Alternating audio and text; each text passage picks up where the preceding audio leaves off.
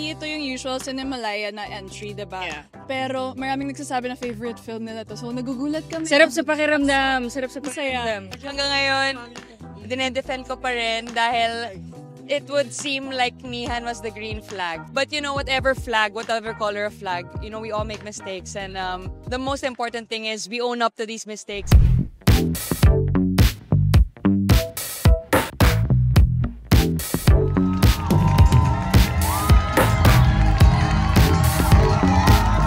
We made open endings with one goal, to tell a queer story that is honest, joyful, and deeply human.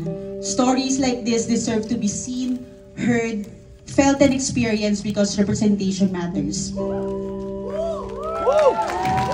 Open endings is our small celebration of queer joy, the kind that reminds us that being seen, loved, and accepted is a form of resistance.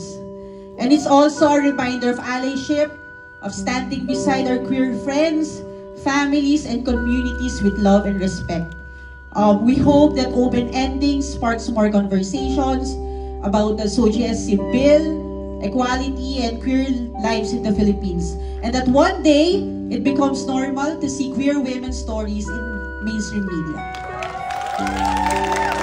Because somewhere out there, a queer kid is watching and deserves to see what happy, thriving queer adults look like.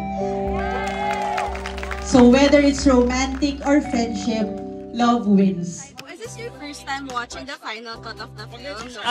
Second. Third ka na nga. Ako third na kasi Second. yung second ko kasama ko yung family ko eh. Pero kamusta po na ganito po yung reaction ng mga tao sa Gala Night? Sobrang grabe yung kilig, yung tawa, yung emotions. How was it? Ay, sobrang nakaka-proud. So, mas nakaka-proud. Proud talaga kami sa film namin, pero mas nakaka-proud ngayon kasi syempre not everyone here naman is part of the community, but still, na-appreciate pa rin ng tao. So we love that. Thank you. Actually, ang dami nga pong positive reviews. Meron po na po bang tumatak sa inyo so far? Na, of course, you're reading through Sockmed. Meron po bang tumatak? Ikaw, madalas ka Na nagpapasa ng reviews. Reviews? Na tumatak. Natutuwa kami kasi hindi ito yung usual Cinemalaya na entry, diba? Yeah. Like, na genre. Pero maraming nagsasabi na favorite film nila to. So nagugulat kami. Sarap sa pakiramdam. Sarap sa pakiramdam. Ano po yung gusto nyo take away from your characters na makuha ng audience? Like, what do you want them na... Siguro yung importansya ng friendship na iba yung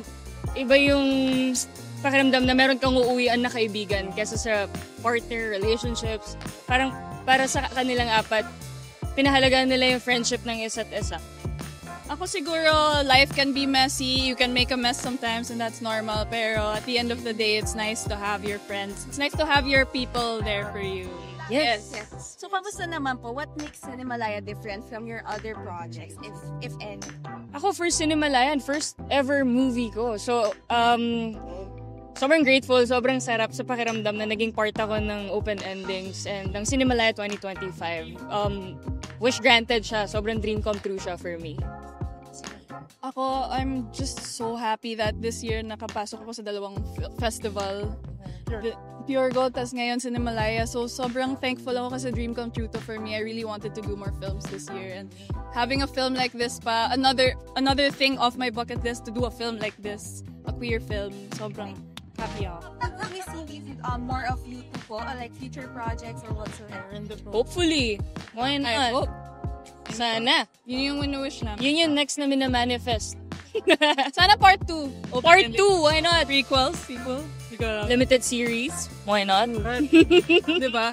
I feel I feel so emotional, a little emotional, hindi lang halata, pero mas bumaon talaga sa akin yung storya the second time around that I watched it this time. So, I'm so grateful to just be part of this project and to hear everybody's good reviews. Is this your first Cinemalaya?